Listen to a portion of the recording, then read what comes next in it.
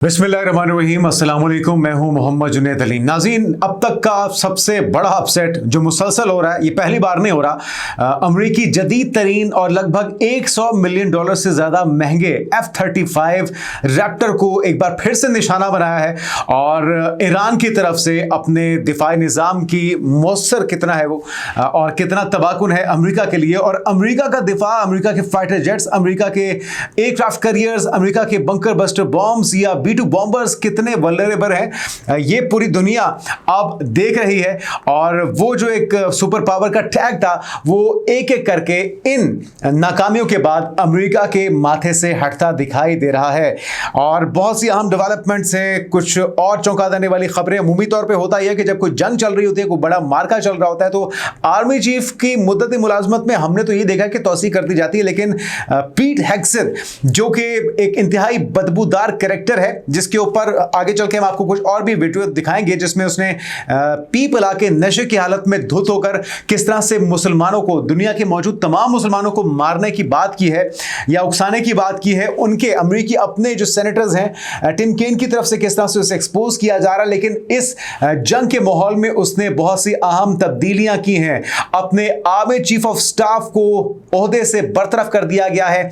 हम बात कर रहे हैं जनरल जॉर्ज की, और जनरल जॉर्ज को ओहदे से हटाया गया। सिर्फ ये नहीं, दो और भी सीनियर ओहदेदारान थे जिनको ओहदे से हटाया गया है। इसके अलावा डोनाल्ड ट्रंप की तरफ से एक वीडियो शेयर की गई है अपने ट्रुथ सोशल प्लेटफॉर्म के ऊपर, जिसमें उन्होंने ईरानी ब्रिज को गिराया है और धमकी दी है कि अगर ईरान ने ये जवाबी कार्रवाइयां ना छोड़ी और अमेरिका से उनकी शराइत पर आमादगी का इजहार ना किया, तो फिर उन्हें मजीद नुकसान का सामना करना पड़ेगा और इस कदर शदीद उन्हें नुकसान पहुंचाया जाएगा कि शायद दोबारा से वो एक ग्रेट नेशन बनने की पोजीशन में ना रहे। यानी कि उनके इंफ्रास्ट्रक्चर को अब डैमेज करने के हद तक अमेरिका जो है वो आ चुका है और इजराइल जो है पूरी तरह से उनका साथ दे रहा है। बल्कि इजरायली की मां पर अमेरिका ये सब कुछ कर रहा है।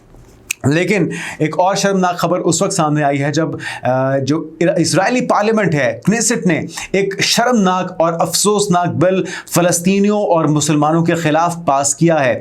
बिन गवीर, जो कि आदि मुजरिम है और इंतहाई शर्मनाक किरदार के तौर पे उसे जाना पहचाना जाता है, जिस वक्त ये बिल पास हुआ है फ़लस्तीनियों के खिलाफ, तो किस तरह से शराब बांटी जा रही है, किस तरह से वहाँ पे शैंपेन की बोतलें खोली जा रही हैं, उसे सेलिब्रेट किया जा रहा है और किस तरह से क्लीन चिट दे दी गई है पार्लियामेंट की तरफ से।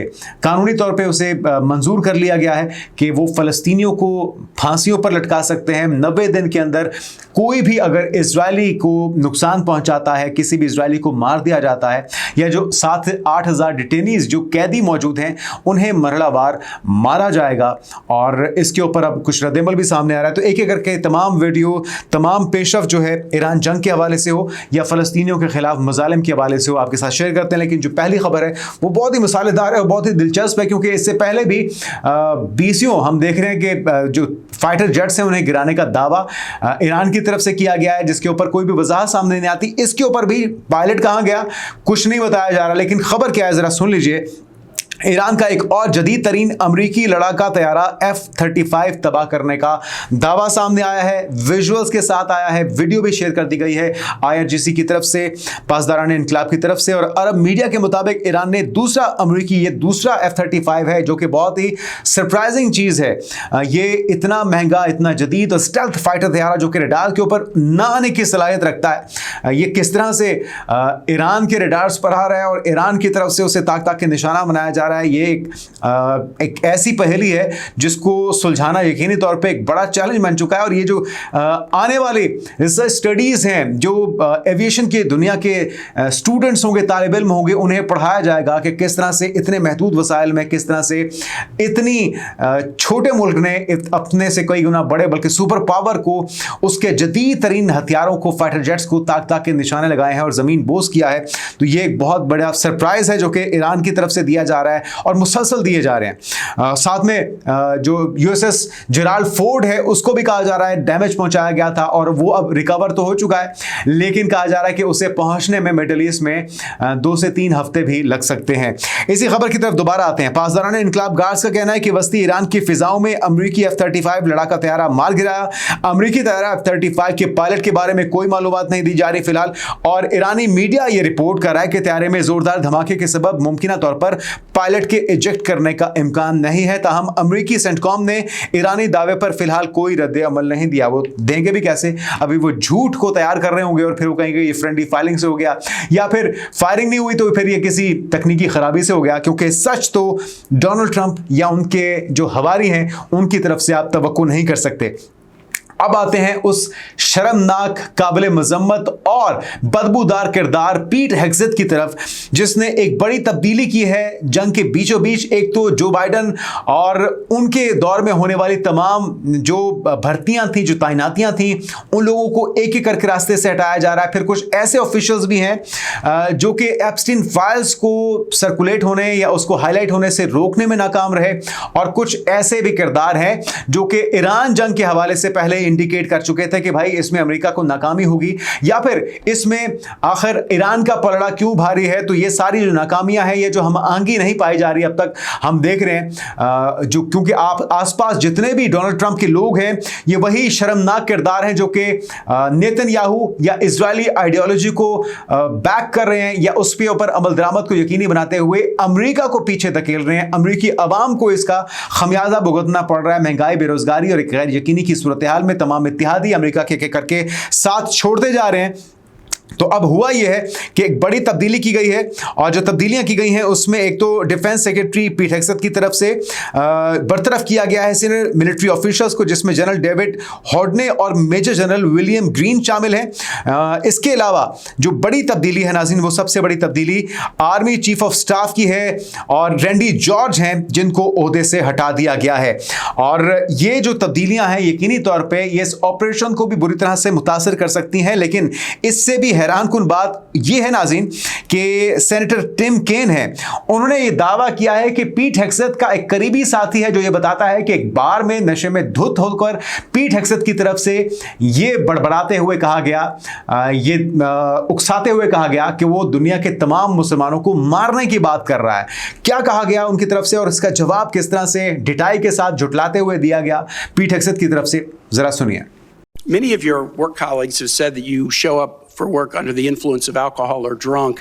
I know you've denied that, but you would agree with me, right, that if that was the case, that would be disqualifying for somebody to be Secretary of Defense. Senator, those are all anonymous false claims, and the totality they're not anonymous. The letters on the record here. They're not anonymous. On the record, we've seen records with names attached for Freedom, Concerned Vets for America, and Fox News attributing to me one of your colleagues working hard every day on behalf. One of your colleagues said that you got drunk at an event at a bar and chanted "Kill all Muslims." Another colleague, not anonymous, we have this, said that you took co-workers to a strip club. You were drunk, you tried to dance with strippers, you had to be held off the stage, and one of your employees in that event filed a sexual harassment charge as a result of it. Now, I know you denied these things, but isn't that the kind of behavior that, if true, would be disqualifying for somebody to be Secretary of Defense? Senator, anonymous false charges. They're not anonymous. And I'll just conclude and say this to the chairman. You claim that this was all anonymous. We have seen records with names attached to all of these, including the name of your own mother. So don't make this into some anonymous press thing. We have seen multiple names of colleagues consistently throughout your career that have talked about your abusive actions, Chairman, attitudes, I think he's words, over and his statements. time. He's way over. तो नाज़रीन, ये है वो शर्मनाक किरदार जो कि criminal जहनियत के मालिक हैं, इंतहा पसंद हैं, शिद्दत पसंद हैं, दहशत पसंद हैं, और मुसलमानों से किस कदर नफरत करते हैं। ये हम नहीं, ये उनके अपने सेनेटर टिम केन की तरफ से बताया गया कि एक बार के अंदर ये अपने साथियों को लेकर गया और उन्हीं साथियों में में से एक साथी ने इसके ऊपर सेक्सुअल असॉल्ट का इल्जाम भी लगाया है कि इसने जिनसी हिरासा किया है उस अपनी कुलीग को और उसको इसने जुटला दिया। और इसी हालत में उसी मौके पर ही एक बार के अंदर एक ऐसी ओरिया बार के अंदर ये मौजूद था जहां पर इसने मुसलमानों के खिलाफ हर्जा सराई की और तमाम दुनिया के मुसलमानों को मारने की बात की है, जिसे ढिठाई के साथ इस शख्स ने जुटला दिया है। और आपको यह भी पता होना चाहिए कि वॉल स्ट्रीट जर्नल की तरफ से इसी पीट हेग्सेथ के बारे में, जो सेक्रेटरी डिफेंस है इस वक्त अमेरिका का, जिसने अपने आर्मी चीफ को बदल दिया इस वजह से कि वो उनकी हाँ में हाँ नहीं मिला रहा या वो उनकी मर्जी के मुताबिक ईरान के ऊपर हर्जा सराई नहीं कर रहा, क्योंकि ग्राउंड रियलिटीज कुछ और है, ईरान कुछ और ही प्लानिंग करके बैठा था। तो इसी शख्स ने जो असला साज कंपनीज थी लॉकहीड मार्टिन समेत उनमें इन्वेस्टमेंट की, उनके शेयर्स खरीदे इस जंग के शुरू करने से पहले या इसके अहकामात जारी करने से पहले, ताकि उसे माल पानी भी बना सके। तो इस तरह के हवारियों के साथ डोनाल्ड ट्रंप से या अगर उसके किचन कैबिनेट में डोनाल्ड ट्रंप के अगर इस तरह के लोग होंगे, अगर वो डोनाल्ड ट्रंप जो कि अमेरिका का प्रेसिडेंट तो है लेकिन उसकी डोरियां नेतन्याहू जैसे शैतान के हाथ में होंगी, तो आप उसे क्या तवक्को कर सकते हैं कि वो अमन का पैगंबर बनेगा? क्या वो पीस मेकर का कोई किरदार अदा करेगा जिसका वो दावा करते हैं? तो ऐसा कतई नहीं है। और गुज़िश्ता रोज़ का जो खिताब था उसमें पूरी दुनिया तवक्को कर रही थी कि शायद इस बार जंगबंदी का ऐलान कर दिया जाए, लेकिन उसके बरखिलाफ मजीद हमलों में तेज़ी का ऐलान करते हुए हमने देखा कि तबाही फैलाई गई है। और इसका आज भी जवाब ईरान की तरफ से तरकी बतरकी आ रहा है। ईरान की तरफ से जवाबी कार्रवाइयाँ की गई हैं और इसके अलावा ईरान की तरफ से बड़ा वाज़े कह दिया गया है कि वो इन हमलों का जवाब पूरी तरह से देगा। जो पुल को निशाना बनाया गया नाज़रीन, उसका जवाब भी आया है। और अब मिडिल ईस्ट के अंदर मौजूद 8 ऐसे निशाने हैं, 8 ऐसे ब्रिजेस हैं जिसको कहा गया है ईरान की तरफ से कि वो अब निशाना बनाएगा, क्योंकि वो इस हमले को खाली नहीं जाने देगा।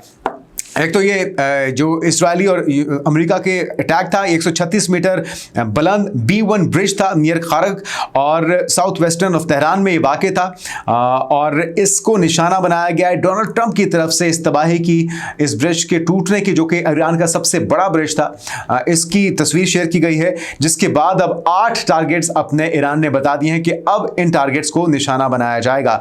इसमें क्या क्या शामिल है वो आपके साथ शेयर कर देते हैं। एक पूरी लिस्ट है जिसमें कुवैत का शेख जबरुल अहमद ब्रिज है, अल सबा सी ब्रिज है, यूएई का शेख जायद अल मक्ता और शेख खलीफा ब्रिजेस शामिल हैं, किंग फहद कॉजवे, इसमें लिंकिंग सऊदी अरेबिया और बहरीन को जो लिंक करता है ये ब्रिज, और ये बहुत ही अहमियत का हामिल है। तमाम जो ब्रिजेस हैं बहुत ही अहमियत के हामिल हैं, उन्हें निशाना बनाया जाएगा। और Jordan's king Hussein, Damia and Abdoun bridges हैं जिनको निशाना बनाने का इस वक्त ईरान ने कह दिया है। तो ये वो ख़तरा है जिसकी निशानदही पहले से की जा रही थी, अमेरिकी जर्नल्स की तरफ से कहा जा रहा था, लेकिन उस पर कान नहीं धरे गए और अब अपना इतना नुकसान करवाने के बावजूद बूट्स ऑन ग्राउंड की बात हो रही है। वक्त कुछ ज्यादा हो चुका है। दीगर जो अपडेट्स हैं जिसमें एक तो क्नेसेट में होने वाला मुसलमानों और फलस्तीनियों के खिलाफ शर्मनाक बिल, उसके मुहरकात, ईरान की जवाबी कार्रवाइयां और अगले कुछ घंटों में क्या हो सकता है, इसकी तफसीलात अगले वीडियो में आपके साथ शेयर करेंगे। अपना ख्याल रखिएगा। अल्लाह हाफिज।